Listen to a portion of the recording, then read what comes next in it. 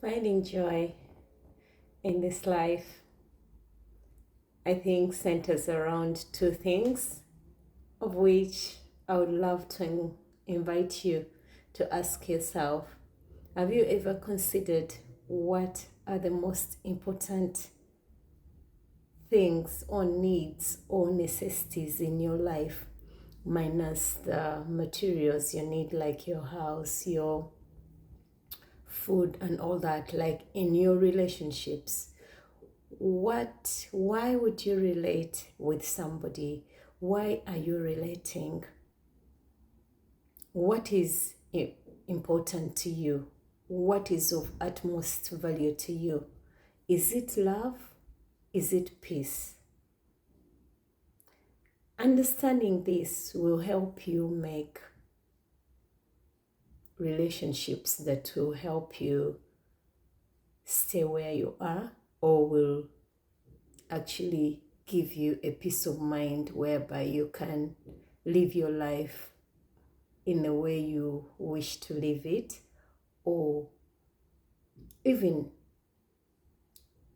get all aspirations and be who you're meant to be in this life. It is very evident that we are all here, and it's like a life journey. It's a journey whereby we on earth, we all see things differently. There are people we admire.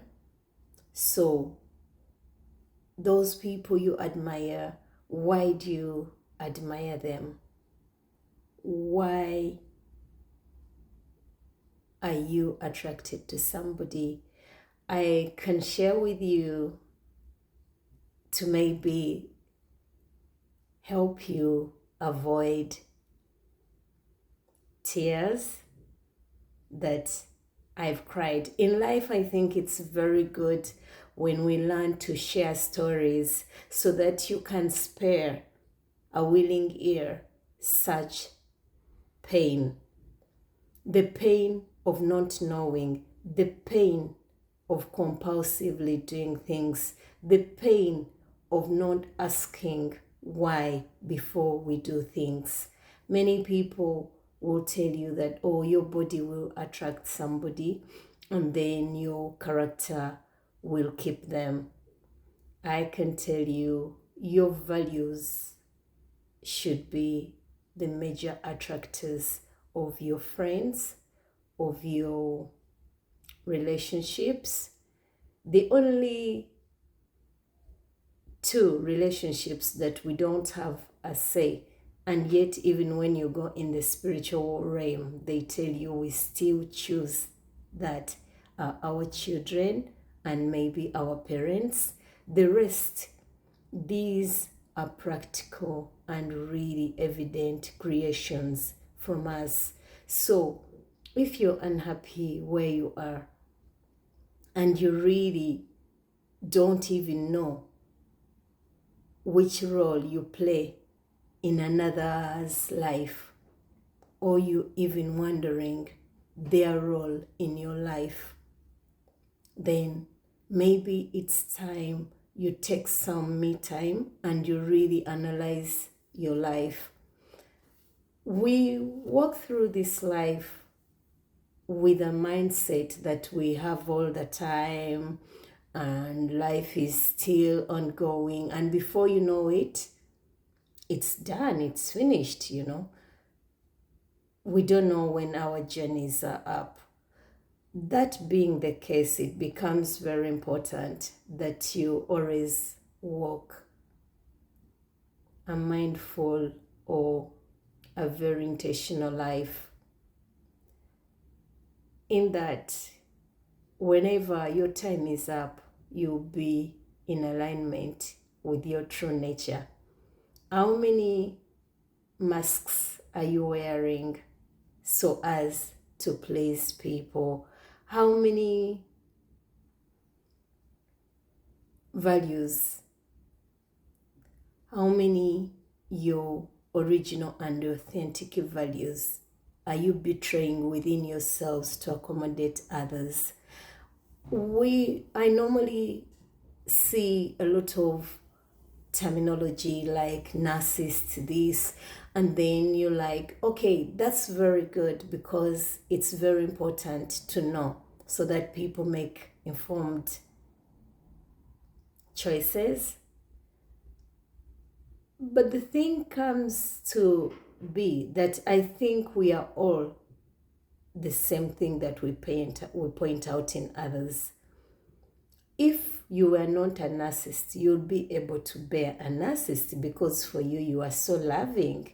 In other words, you are so genuine, so you can accommodate and you are loving unconditionally. But how do you come to know that? Because you are one. When one has a higher quality or quantity of what you have, obviously, it wouldn't work. So,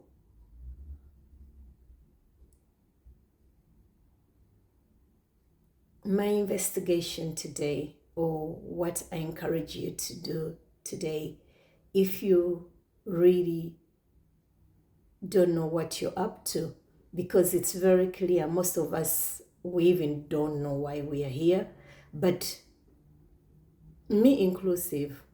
But I've come to understand, at least we are here to evolve. We are here. I can personally say, I think I'm here to grow. Not to grow. Okay, the body is also growing, because this is not the body I had when I appeared here, and in the mind also, like the mentor is there also to evolve and grow and expand if you allow it. And then the spirit is also there to really expand to where you are ready to be who you are, to be able to say your truth, to be able to liberate yourself from the fear of walking alone, yet you came alone, the fear of not being loved, yet people never love us, they love themselves, the fear of not being enough, yet you will never be enough for anyone, because you're not them. You can only be enough for yourself, because you know what brings you peace, you know what keeps you or makes you satisfied, you know what really brings you joy. You're the only soulmate you're searching for outside. Yes, you will convince yourself, this is my soulmate. But honestly, isn't there a time when they are really not happy with what you're doing, and we call it compromise or tolerate, So that is all to show us no one can ever be you, and you can never be another. If you really want to live a genuinely joyful life, be contented with who you are, be self-sufficient, have less desires that are beyond or out of your control, then with who you are, wherever you move, you will know what is necessary and what is not necessary, because you be present and you make a judgment that is suitable for you and even others. And you also have the freedom and liberty to let people be who they are, and without timing them or even coming up with all the not very loving or nice terminologies we give each other. And that's because we are hurt, and it's us who put ourselves out to be hurt. Because how can you give your most trusted,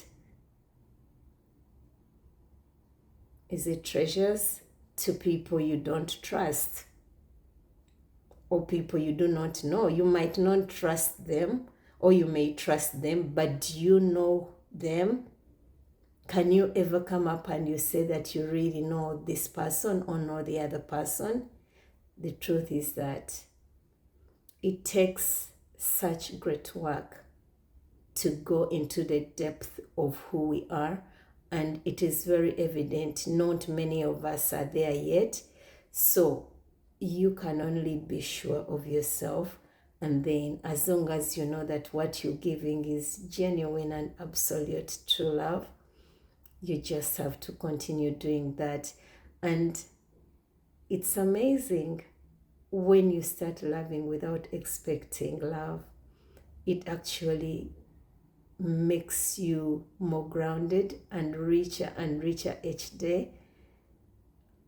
Not that it's an easy journey, but honestly, when you stop expecting other people to fill up gaps that you have within yourself,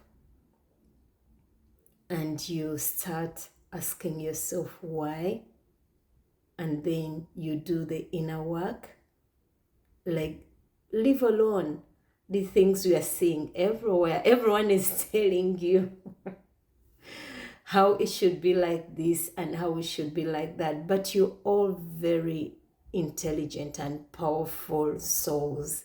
You know truth when you hear it. Stop listening with your mental ears and physical ears. Start listening with your soul ears, with your souls. You'll hear the truth. And once that key starts opening up, you'll become more and more free to know what you ought to do and what you ought not to do. Otherwise, it gets more and more interesting each day. Love to you all.